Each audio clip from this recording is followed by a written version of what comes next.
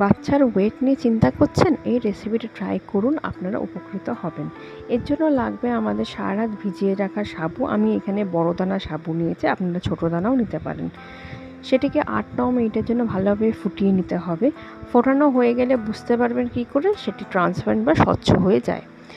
এরপরে আমাদের সারা রাত ভিজিয়ে রাখা 2টি খেজুর এবং একটা কলা নিয়েছি, কাঁঠালি কলা এখানে নিয়েছি আমি, আপনারা যে কোনো কলা নিতে পারেন। সেটিকে ভালোভাবে সামান্য একটু জল দিয়ে পেস্ট করে নিতে হবে। এরপরে সাবু সেদ্ধ হয়ে যাওয়ার পরে একটু ঠান্ডা হলে পেস্টটি ভালোভাবে মিশিয়ে নিতে হবে এর সাথে।